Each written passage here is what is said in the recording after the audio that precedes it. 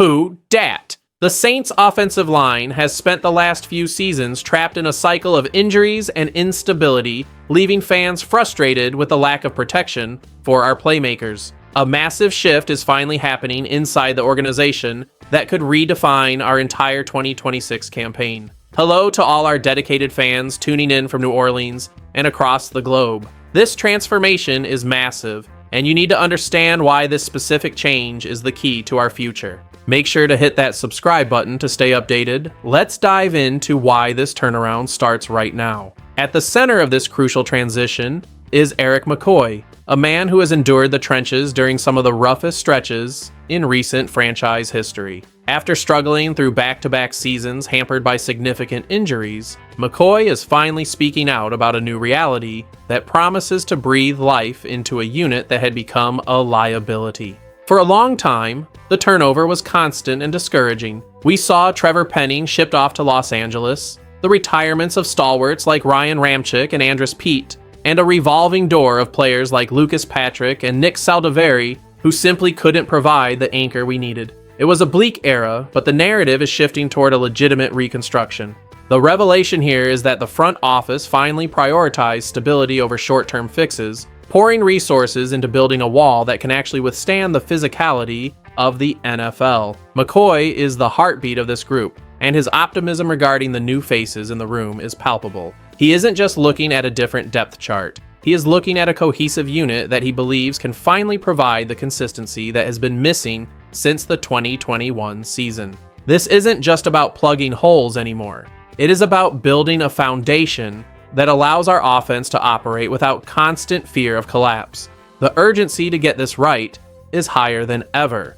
And as we look at the current roster construction, it is clear that the mandate from the top was to protect the investments we have made in our skill players and secure the pocket once and for all. The reason for all this sudden optimism is the arrival of David Edwards, who is already earning high praise from his new teammates. Erik McCoy didn't mince words during the opening round of OTAs, flatly describing the guard as a hell of a ball player. This signing was the massive splash we needed, coming in as an even larger contract than the deal given to star running back Travis Etienne. When the team commits 4 years and $61 million to a player like Edwards, the expectations are clear. He is the primary solution to the instability that plagued our left guard position. Edwards brings experience from his time in Los Angeles and Buffalo, offering a big-bodied, explosive presence that pairs perfectly with the youth movement we have seen on the edges. With Taliese Fuaga holding down one tackle spot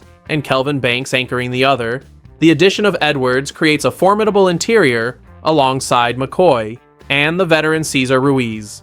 This level of investment signals a departure from the desperation of previous years. We are no longer settling for stopgap measures. We are building a veteran-led, high-ceiling line that knows how to communicate and dominate in the trenches. The synergy between these men will be the defining factor of our success this season. If they can stay on the field, the transformation from a bottom 3 unit to a competitive force is not just a dream, it is an expectation. Fans who have been waiting for this front office to get serious about the trenches are finally seeing the blueprint come to life in real time during these early off-season workouts. Why does this massive investment in the offensive line truly matter for the Saints this season? It is quite simple. You cannot have a championship caliber team if your quarterback is constantly under pressure and your running game cannot find a rhythm. For years, the lack of health and continuity up front has been the anchor dragging down our playoff aspirations. When Erik McCoy is healthy,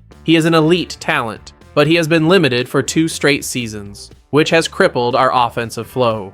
By securing David Edwards and trusting in the development of Taliese Fuaga and Kelvin Banks, the team is effectively removing the primary excuse for failure. This matters because it shifts our identity from a struggling, injury-prone squad to a cohesive group that can control the line of scrimmage against the toughest defenses in the league. If this unit remains intact, we are looking at a trajectory that takes us from being a fringe team to a legitimate contender in the division. The impact of a strong offensive line ripples through everything. It allows our playmakers more time to develop routes, gives our backfield room to breathe, and minimizes the risk of catastrophic injuries to our key starters. If you want to see the Saints deep in the playoffs this January, It starts with the work being done on the practice field right now in these OTAs. This is the difference between a mediocre season and a true title run. And for the first time in years, we finally have the right pieces in the right places to make that happen. The continuity factor cannot be overstated, and that is exactly why these OTAs are proving to be the most important part of the 2026 offseason.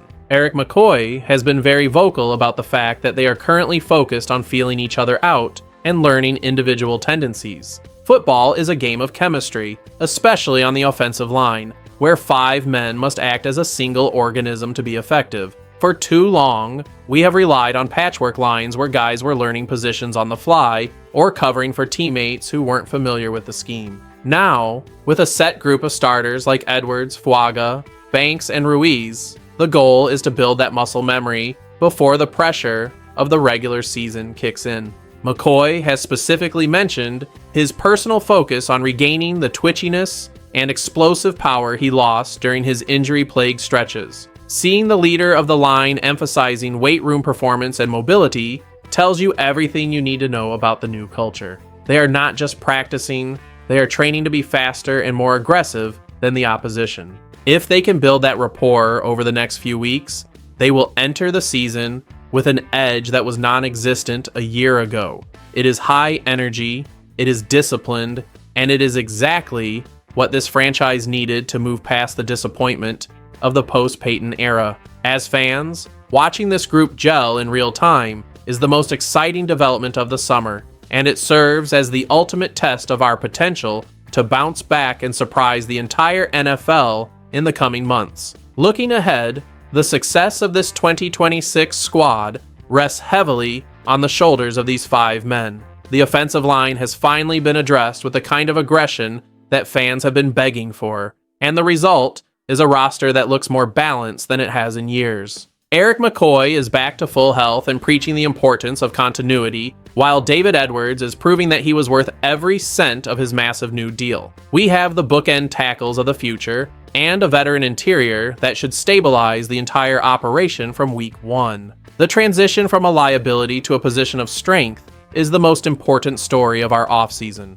and it sets the stage for a much more productive offensive performance. The chemistry built during these OTAs will determine whether we are just middle of the pack or if we have the ceiling to challenge for a deep playoff run. Everything hinges on health and the ability of this group to play as one. We want to hear what you think about this transformation. Do you believe this revamped offensive line is the missing piece that will finally carry the Saints to the top of the division this season? Or are you still worried about the depth behind our new starters? Drop a comment below with your take, and make sure you are subscribed so you don't miss any of our daily coverage as we track the progress of this unit through training camp and toward our first regular season kickoff. Who Dat?